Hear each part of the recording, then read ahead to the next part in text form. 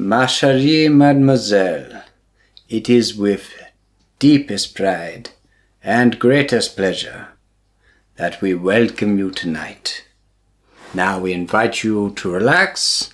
Let us pull up a chair as the dining room proudly presents your film review. Be our guest, be our guest. This week we're talking about The Menu, which is really not a film I expected to be talking about.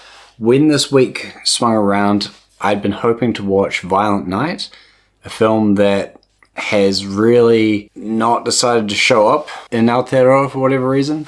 So on a chance second choice, I went to go and see The Menu, and God am I glad I did. The Menu had an appeal to me, but I thought I knew what it was, and I didn't. I really didn't. It's easily the best thriller of the year, and it's going to land probably within my top 5 films of the year. So The Menu follows this young couple, Margot and Tyler, who go to this private island restaurant helmed by Chef Slowik, and it's this real lavish experience, something that only a few people can go to at once because the meal costs over $1,200 a night. But the night takes a turn for the unexpected as Chef Slowik's real intentions come to be known. I really liked the way this film plays a real us versus them dynamic. The diners versus the staff creates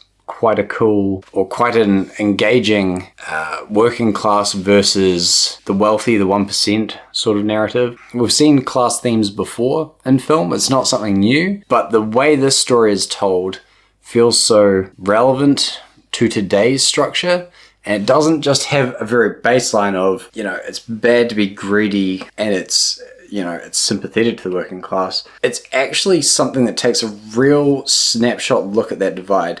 It measures up and says, here's the distance, here's the frustrations, here's how it feels. It was really interesting as someone who formerly worked in retail, even for a time when I worked at a cinema and had that degree of service.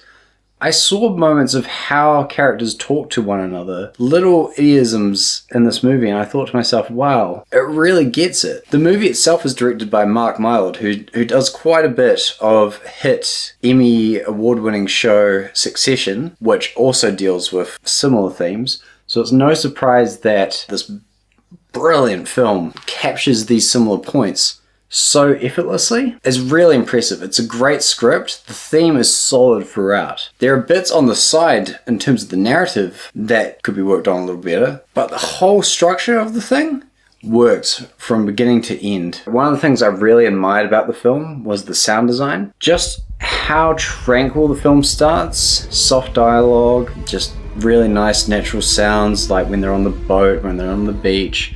Nothing comes too harshly.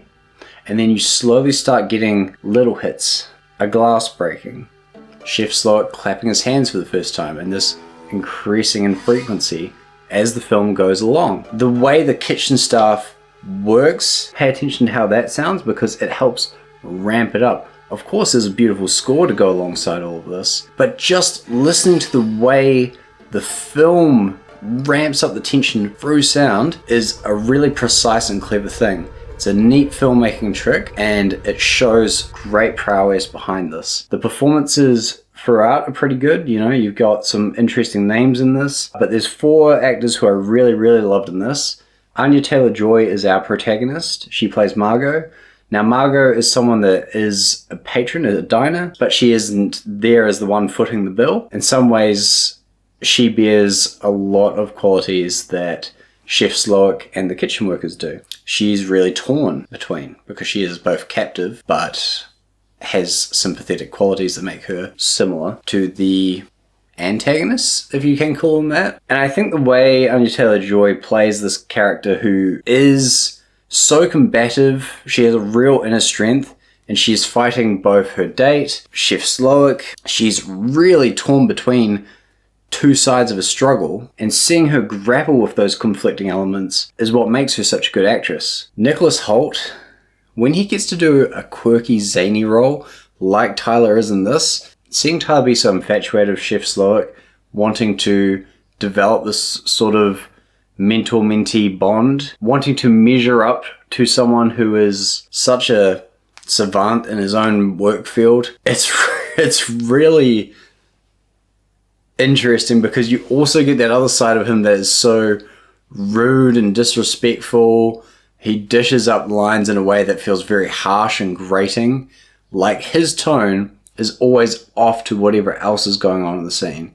You never feel like he fits the puzzle. He never reads the room right, whether that be when he addresses Margot, when he's actually addressing Chef and the wider kitchen staff.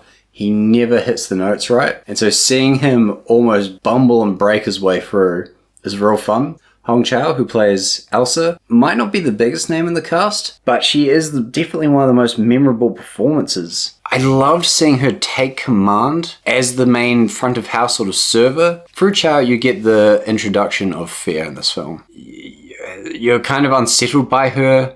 The diners are unsettled by her. She has these really aggressive points of confrontation with the clients that steadily get worse and worse as the film goes along. You feel like she is the force behind Chef Slog. Anything he says, do this, the whole night that he's sort of mapped out, she is the enforcer. And seeing how she portrays that, really something. But the best performance in the film, I don't think will come as a surprise to many people, is Ralph Fiennes as Chef Slog. I started this year watching The King's Man with Ralph Fiennes in it. And he's phenomenal in that. But the movie was just fine, you know? And now to see him in this, coming out with like a performance that is chilling, but also has elements where he feels very grounded. He is orchestrating things. He's performing. He's just monologuing his way through his intention. He has this great endearing love for the ensemble that plays his kitchen staff that feels authentic. And yet at the same time, he has this real restrained malice for those who are dining for him that evening. It's so beautiful seeing the multi-layered work that he puts in. As I kind of mentioned before, the thing that I didn't like about this movie is just some of the stuff on the side. There's a lot of side characters that don't necessarily feel well developed. Some of them have some nice jokes running throughout, or little character quirks, but they don't feel much bigger than that. I would have liked to see that a little bit more. Just a little bit more with them. But overall, weirdly, another Biconic. I didn't think I'd get one of these so soon, but again, another solid 9 out of 10. Had a great time with this one. It took me by surprise. I'm sure it'll take you by surprise too. Definitely go see it. Find a way to see it. Have you seen The Menu yet? What did you think? And what has been your favorite performance of 2022 so far? Because after this, mine's probably Ralph Fiennes. Love to hear your thoughts down below. And I will see you in the next review.